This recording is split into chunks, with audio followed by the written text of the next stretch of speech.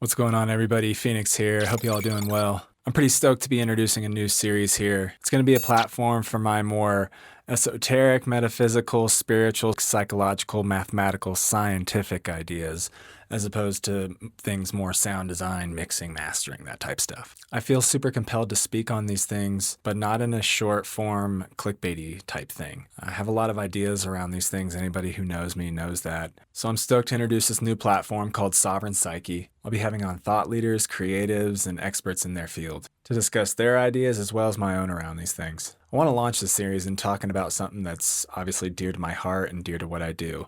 Streaming. I'm going to talk a little bit about where it's been, how music distribution has traditionally been done, where it's at today, and truthfully what we can do about it. So pretty much ever since I can remember, music distribution has been going on by a handful of companies, maybe 5 companies.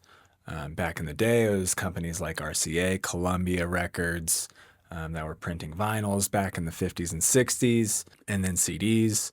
But the point being that mass distribution of music, ever since the early 1900s, has been done by, again, a handful of companies. And then we had the internet boom taking us away from physical formats of music like CD and into things like MP3 and WAV files. And then gradually up to today, where it's just purely digital streaming. But at every step of these streaming phases, the same has been true that, again, a handful of companies organize, control the means of distribution, decide what happens with the profits of distribution, get to further their own business motives with the profits of distribution. So the point is, distribution has been on lock for many decades, which takes us up to the current day of streaming, where companies like Spotify and Apple Music are dominating the streaming platforms. And while it's nothing new that a handful of companies dominate the revenues of music distribution, what are some new things and new developments are the profits of music going to fund and fuel things like AI weaponry. An average indie artist needing to get somewhere in the ballpark of 800,000 streams a month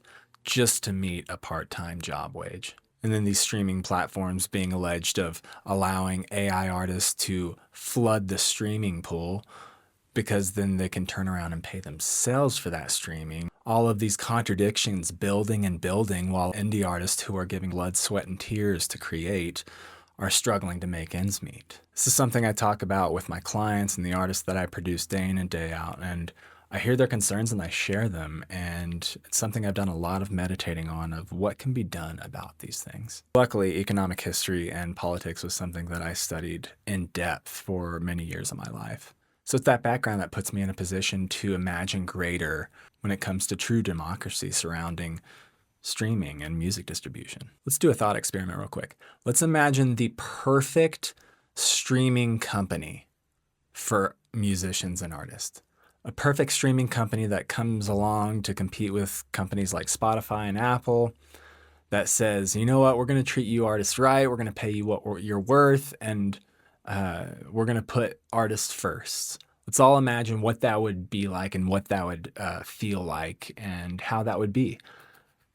If that same company is made to compete within the incentive structure of capitalism, we're going to wind up in the exact same spot that we're in right now fighting with Spotify. Because the onus is not on any of these companies. The onus is on the system that bred them. The onus is on a system that allows such exorbitant wealth and decision-making to occur in an industry owned by people who probably have never picked up a guitar or played a piano in their life. Now, I'm probably exaggerating. They probably have, but you know what I mean. So while I want to point a finger at the contradictions of these companies, I want to point a bigger finger at capitalism, which truthfully, all these companies did preach in their inception. Hey, we're going to give you a fair share. We're going to be democratic about the process. And look where we're at.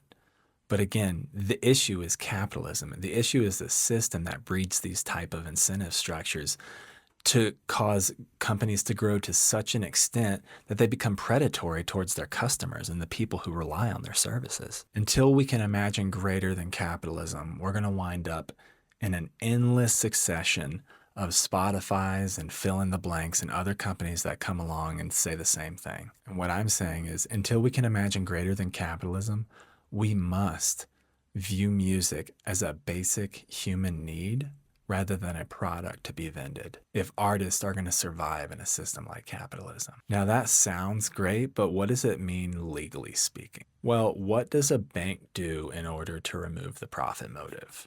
It nationalizes, but that puts it under the auspice of the state. What does a private company do in order to remove the profit motive? It becomes a mutually operating co-op. Okay, you see where I'm going with this?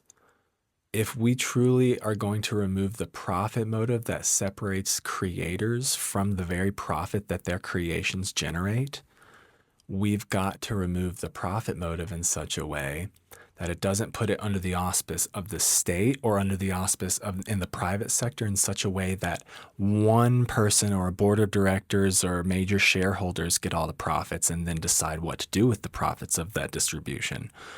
But the people who created those things are who benefit from the creation itself and the distribution of those creations. I had this idea the other night when I was in the studio. It's just like that moment in Inside Out where the big light bulb lands and it's like, oh, that's a big idea.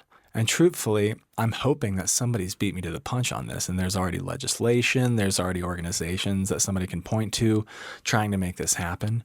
I don't have the legal framework to even begin to consider how this would occur. Comment below if you have that, or you know somebody with that, or you know an organization who's already doing this.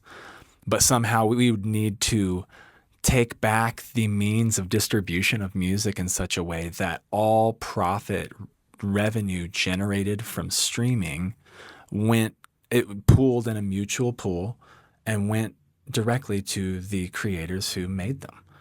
And then advertisers negotiate with the co-op or the mutual organization of whom all artists are a part of. At least all artists who can convey master rights and publishing rights to their music, right? They convey that to the mutual organization or the co-op, the national co-op, and boom, they're in the pool that immediately starts receiving revenue when their music is streamed. No middleman, no interim, no between guy, no third party, no distributor that you submit your music to and they turn around and give it to everybody. That shit is so weird to begin with. Everybody thinks that too. Like we all do it, but it's such a weird thing that you go to this third party arbiter that then turns around and conveys your music to the streaming platforms.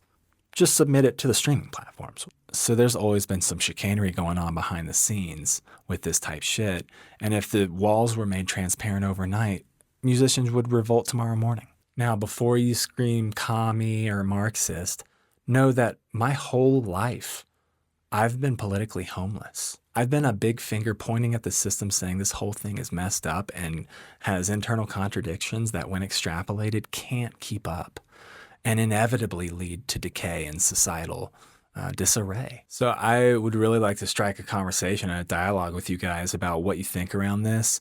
If you think that this is even a feasible or reasonable or doable or achievable, plausible goal.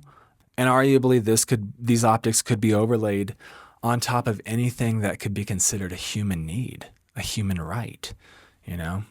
Can you imagine removing the profit motive in something like water, removing the profit motive in something like basic access to housing? You know what I mean? Like big ideas, but it's going to require that type of thinking to take us out of this thing and to pull up, as it were.